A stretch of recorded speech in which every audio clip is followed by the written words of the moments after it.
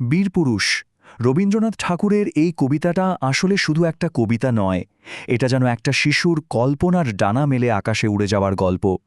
আজ আমরা এই অসাধারণ কবিতার গভীরে ডুব দেব, দেখব কিভাবে একটা ছোট্ট ছেলের ভালোবাসা আর সাহস মিলেমিশে এক দারুণ গল্পের জন্ম দেয়। চলুন শুরু করা যাক আজকের আলোচনা। কবিতার শুরুটাই দেখুন কি অসাধারণ।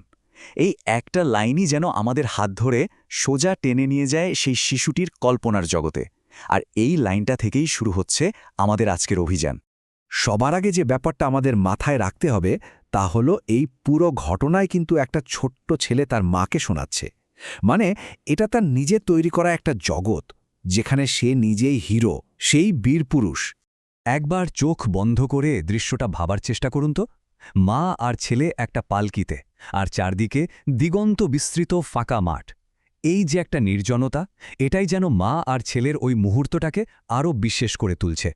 যাত্রাটা যত এগোচ্ছে সময়ও কিন্তু থেমে নেই। দিনের আলো মানমান ফুরিয়ে আসছে, আর চারপাশের ওই শান্ত থমথমে পরিবেশের মধ্যেই যেন একটা অজানা বিপদের সুর বাজতে শুরু করেছে। সূর্য ডোবার পর চারিদিক কেমন ধূসর হয়ে গেছে। এই পরিবেশে মায়ের মনে যে একটু ভয় আসবে সেটাই তো স্বাভাবিক, তাই না? এখান থেকেই গল্পের মধ্যে প্রথম বিপদের আঁচ পাওয়া যায়। আর ঠিক মায়ের এই ভয়ের জবাবেই কিন্তু জন্ম নিচ্ছে আমাদের ছোট্ট নায়ক। এই যে সে বলছে, ভয় কেন মা, কর, আমি আছি।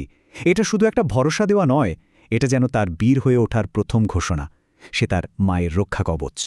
আর ঠিক এই মুহূর্তেই পুরো ছবিটা বদলে যায়। এতক্ষণে শান্ত ধীর গতির যাত্রাটা হুট করে এক ভয়ঙ্কর গোলমেলে একটা পরিস্থিতিতে পাল্টে গেল। হঠাৎ একটা চিৎকার, যেন নিস্তব্ধতাকে চিরে দিয়ে গেল কেউ। এই চিৎকারের সঙ্গেই গল্পের আসল বিপদটা সামনে এসে হাজির হল। একবার ভাবুন তো অবস্থাটা, যাদের ওপর ভরসা করে এই যাত্রা, সেই পালকির বেহারারাই ভয়ে কাঁপতে কাঁপতে পালকি ফেলে পালিয়ে গেল। মা আর ছেলে এখন ওই বিশাল মাঠে একেবারে একা, সম্পূর্ণ অরক্ষিত। আর ঠিক তখনই সামনে এসে দাঁড়ায় ডাকাতের দল। তাদের ঝাঁকড়া চুল, হাতে বড় বড় লাঠি। এই দৃশ্যটা গল্পের উত্তেজনাকে একেবারে চরমে নিয়ে যায়। এই পার্থক্যটা একবার দেখুন।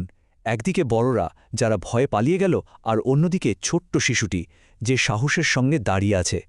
এই ভয় আর সাহসের টক্করটাই কিন্তু শিশুটিকে তার নিজের গল্পের সত্যিকারের বীরপুরুষ করে তুলছে। তো এবার আমরা চলে এসেছি গল্পের একেবারে ক্লাইম্যাক্সে, যেখানে ওই ছোট্ট ছেলেটা নিজেই এগিয়ে আসে তার মাকে বাঁচানোর জন্য। ছেলেটির কল্পনার জোরটা দেখুন একবার। সে তরোয়াল হাতে ঝাঁপিয়ে পড়ছে, মাকে সাহস দিচ্ছে, আর একাই লড়ে যাচ্ছে একদল ডাকাতের বিরুদ্ধে। তার কল্পনার জগতে সে শুধু একজন সাহসী বালক নয়, সে একজন অপরাজেয় যোদ্ধা। যুদ্ধের পর এই যে ভয়ঙ্কর বর্ণনা, কাটা মাথা, রক্তে ভেজা শরীর, এটা কিন্তু এমনি এমনি নয়। এটা আসলে তার বীরত্বকে প্রতিষ্ঠা করার একটা উপায়। সে তার মাকে বোঝাতে চায় সে কত বড় বিপদের মুখ থেকে তাকে বাঁচিয়েছে। যুদ্ধের ওই ভয়ঙ্কর পর্বটা শেষ। এবার গল্পটা ধীরে ধীরে আবার শান্ত হয়ে আসছে। অভিযান শেষ। এখন সময় বিজয়ীর ঘরে ফেরার, মায়ের নিরাপদ আশ্রয়ে ফিরে যাওয়ার। এত কিছুর পর মায়ের কোলে ফিরে আসা, মায়ের ওই আদর, এটাই তো তার আসল পুরস্কার, তাই না?